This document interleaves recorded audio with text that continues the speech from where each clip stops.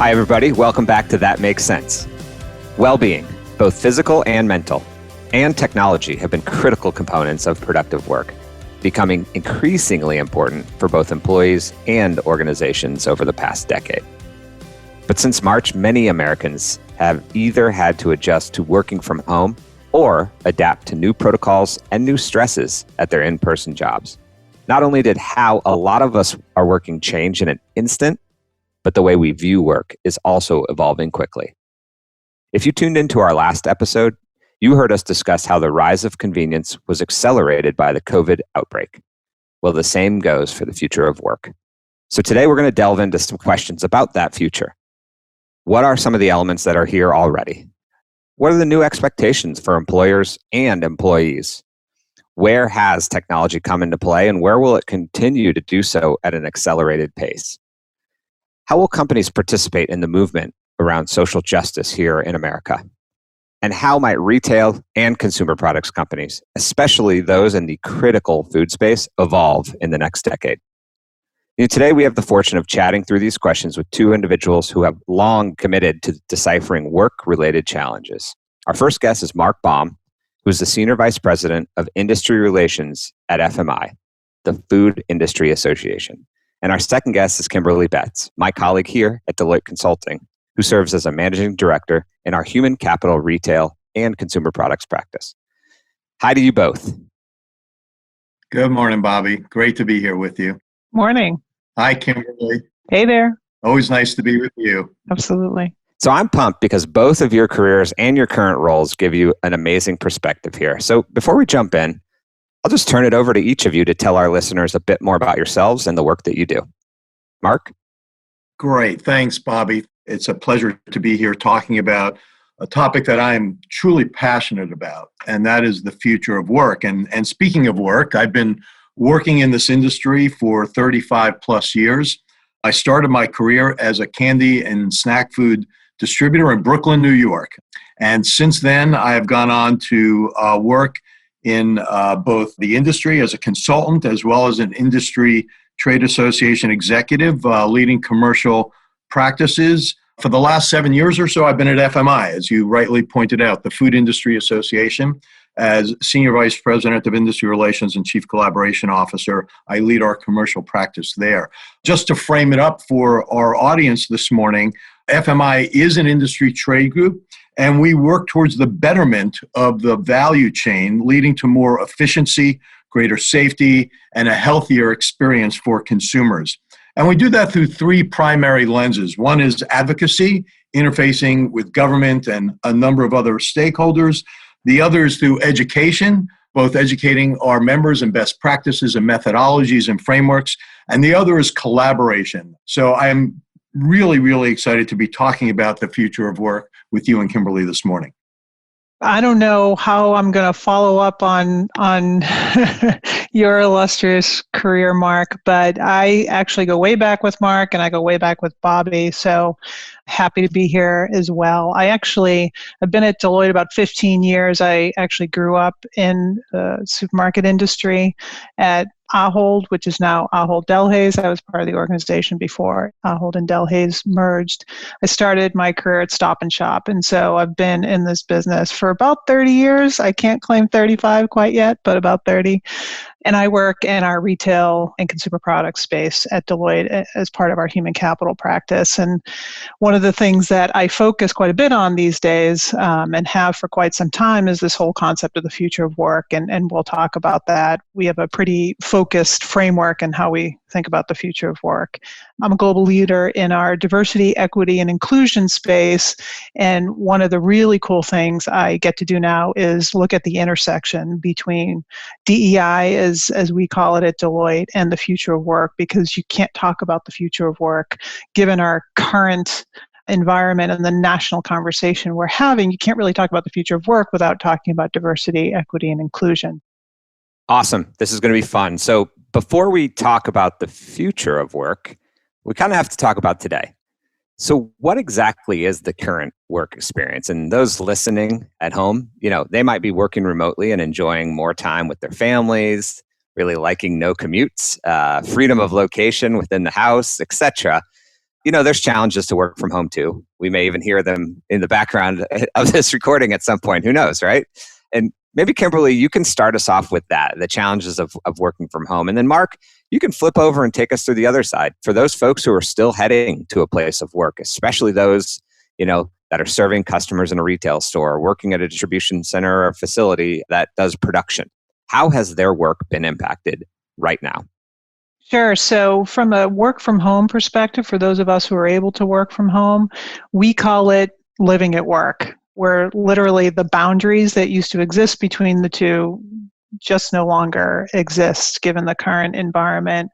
And we've done a bunch of studies at Deloitte looking at the efficiency of working from home, some of the challenges people are having in working from home, and some of the benefits. And as kids get back to school, whether virtually in a hybrid model or physically, that's creating some additional challenges.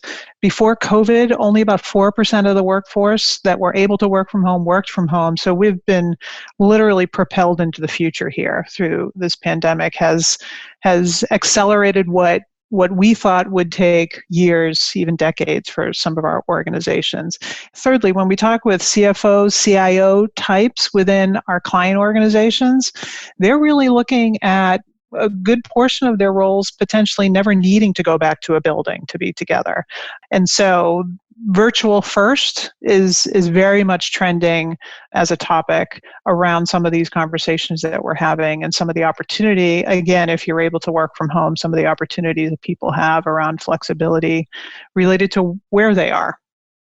Yeah, and just to take the second part of that, Bobby, and building on what Kimberly said, we kind of, in CPG and food retailing, we have kind of a hybrid, because we have sort of, let's call it the corporate office or head offices, or the folks who are doing administrative jobs who are in the exact situation that Kimberly described.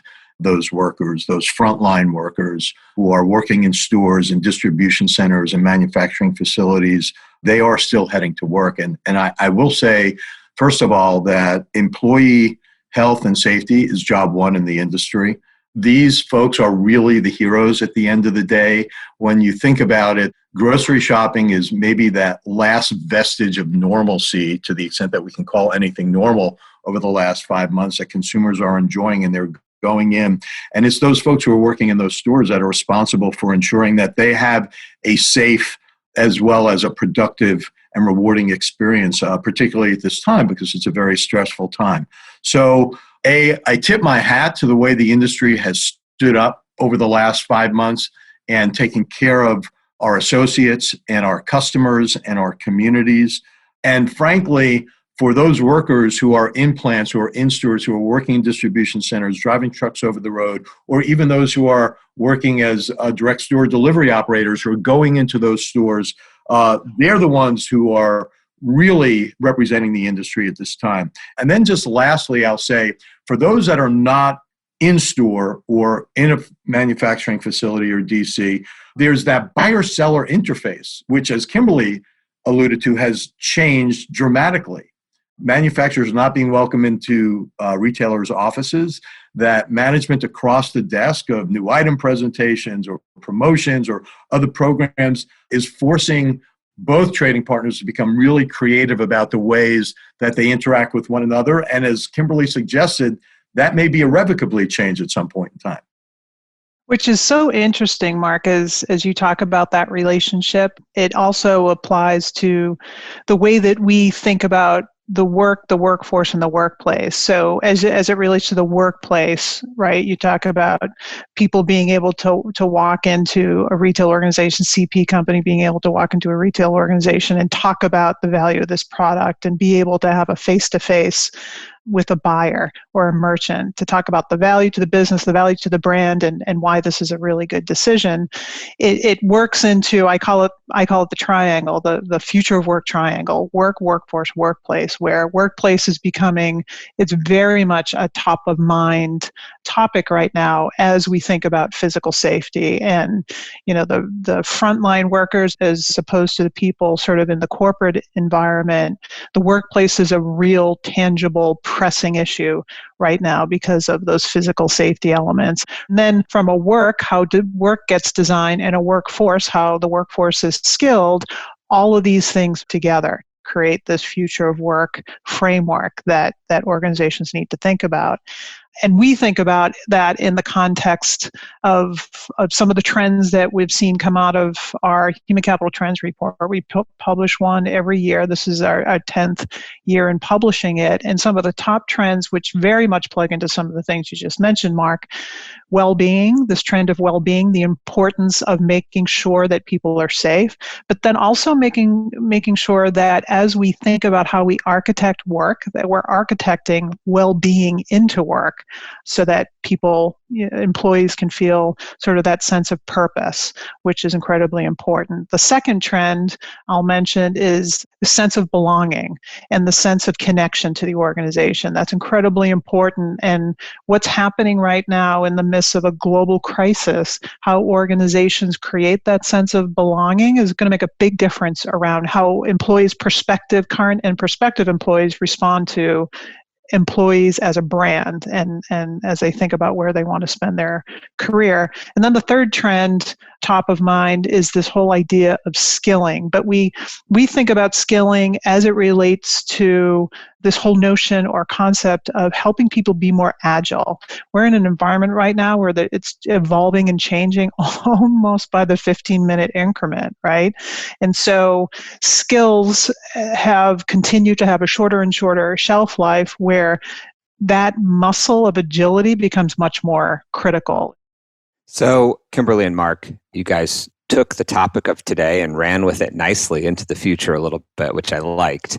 If we close out on the thinking around the future, you talked about a survey, we talked about data. Is there anything specific you can hit on really quickly that the data is telling us about what the future would look like for food retail? Bobby, it's a great question. Certainly, what we've learned over the last several months, we've been tracking consumer behavior. And sometimes what consumers say is not necessarily consistent with what they do as shoppers. But there are a couple of things that I think have become very apparent. One is that who is shopping is beginning to change. So whoever the traditional primary shopper was may not be today for any variety of reasons given their household makeup and health status and the like. Secondly, where they're shopping has changed. They used to be demonstrating a willingness to cherry pick more formats more frequently. That's changing. They're going to stores that are maybe closer to home or where they think they can do a one-stop shop. They're spending less time there. They're much more deliberate. So the in-store experience is changing. Having said that, they're spending more money. And that has to do with the stock ups and the other things that have happened over the last 5 months. And the other thing, and this is probably the greatest shift of all, is that they're shopping online. And I mean a lot. I mean a tremendous amount, triple-digit increases on top of what were already double-digit increases in online shopping. That's not going to change. A good 40% of those shoppers are first-time online shoppers. So the genie's out of the bottle. That's going to accelerate. It will have implications for assortment in store, particularly as we've also rationalized SKUs in order to expand capacity on those most in-demand items. We've realized, well, maybe we don't need that 11th flavor or formulation or whatever it is. So what is the in-store, on-shelf assortment going to look like? What is the in-store experience going to be? How much will generate online and how much of that maybe will convert to subscription or auto replenishment? I don't know that consumers are going to have the confidence to return to what was until we have some sort of vaccine and we have it at scale. And just to piggyback on that from an associate or an employee standpoint, I think organizations, we need to skill our organizations and our employees to serve those new trends for consumers, right? And so this whole notion of being really intentional about why people have to be together, picking moments that matter to bring people together and helping them sort of optimize where possible this digital environment to more efficiently collaborate so that we can all collectively stay ahead of consumer behavior. Kimberly, I like you turned it there at the end to a slightly bit more of an optimistic tone, which I really enjoy. I mean, it's tough right now. There's a lot of uncertainty and a lot of newness, which It can be scary, but can also be exciting. So what excites you, Kimberly, about this future? For me, as a former startup founder and operator, I'm kind of pumped actually to see companies embrace things that my little company had to do 4 or 5 years ago out of need, flexibility, people working from wherever they called home, even if that was, somewhere across the globe, because you had to find a way to get the talent in the door, and they didn't always sit in your neighborhood. Yeah, I think to your point, Bobby, I am optimistic. I think, as I mentioned before, we've been propelled into the future. We have an opportunity to really seize the moment when we think about how we can redesign work so it's more meaningful, how we can redesign work environment so it can be more impactful, whether that's physical environment, digital environment, and then doing all of that against this backdrop of the equity conversation that's currently happening, especially in the United States, around how we create more opportunity and try to architect more equity into our systems from a talent perspective, so that we're able to create organizations that better reflect who our consumers are. So I'm really excited about those opportunities. And the organizations that get ahead of that are going to win in the talent marketplace. If I could just build on that, because I do share Kimberly's sense of optimism about this. And I do think for the first time in a long time, the spotlight is on the food retailing industry. It has not been. We have not been as highly attractive for top talent as other industries have been. And when I think about where business students are going, or engineering, or IT, or even social sciences or humanities students, technology has been a really exciting space for them. And now all of a sudden, we have an opportunity to attract those people to careers in retail, regardless of your functional outlook or your skill set or expertise. Not only do I think we can attract those people to our industry in ways we have not been able to for a number of years, but now we can take some of those folks, not just off business campuses, but who have gone to those technology companies, who have had some of those experiences in, frankly, a bit more of a progressive environment, and attract them to food retailing and consumer goods. Okay, that makes a lot of sense. I mean, I think this topic actually deserves to be its own episode, or maybe its own series. And there's probably a lot of great ones out there for you guys to go tune into. But in the context of our current conversation on the future of work, when we think about the actions businesses are taking to prepare for the future workforce, things like taking steps to make their organization more diverse, equitable, and inclusive, that is a huge part of meeting the needs of the future employee. But I also think they're thinking about how aging millennials and incoming Gen Z will impact the future as well. What demands will that generation have that's already more diverse? I feel confident saying that this is high on most food retailers' list. I would say, I'll start off, especially as we look at Gen Z, and we've done actually a little bit of research on this before COVID, the need for human connection, and the need where so many Gen Zers, for lack of a better word, have spent a lot of their formative development in a digital environment, kind of isolated, quote unquote, from each other. This particular point in time has sort of driven that digital environment to be a greater portion of their lives, the need for connection and the need for human centricity in how we think about how we formulate work, how we create workplaces, and how we support our associates and employees and organizations. Being more human-centric about it becomes more and more critical, in my opinion. Yeah, it's a great point, Kimberly. And by the way, Bobby, this is not new for our industry. We've been at this since before millennials and Gen Z were coming into the workforce. Kimberly and I were very early champions and sponsors of an organization called NEW, the Network of Executive Women, going way, way back, probably further than either one of us would like to admit. And when I think about how far we've come, or not, since that time, the need is more urgent than ever before. You talked about, diversity, equity, inclusion. You talked about millennials and Gen Z into the workforce. They bring a completely different lens to this. Gone are the days where you'd come home with a bottle of wine and a map and say, hey, honey, we're moving, because that was just what you did. These young people, in addition to all the things that Kimberly just mentioned, really need a sense of purpose. They're very, very mission driven, and we've got to build that into our culture. And everything from the way they dress to the way they interact to the way they communicate in the workplace is different. And we need to learn from that. And we need to integrate that into our corporate cultures and into the way that we do business going forward. I love that. Let's wrap it up with a bit more of a out there question, which I think will be fun. So if we kind of cue the futuristic music here, how do you think that technology will advance to make working from various parts of the world more manageable or even more enjoyable? So, in other words, put your inventor hat on, even if it hasn't been invented yet. What technology would you like to see to help facilitate the future of work? Can I pick Star Trek? Can we beam and have a 5-minute conversation in what would take us a half an hour electronically to get done? That's what I would wish for. There we go. I'll just say, I want to put it into two pieces, Bobby. One is we're thinking about automation in the workplace itself. So I just think about artificial intelligence, machine learning, robotics, and automation, and its impact on functional areas of the business. That's going to change the workplace. It's going to change the notion of work and what we do with those workers in terms of lifelong learning and retraining and moving them into higher value activities. There are going to be any number of advents along those lines. But if I had my one wish, and mine's a little closer than Kimberly's, I think, we are getting closer and closer to voice. And once your cell phone becomes your personal avatar, it both expedites everything and it changes everything. So, cameras replace keyboards. Once I can do everything by this voice over network, we're going to be interfacing in new and different ways.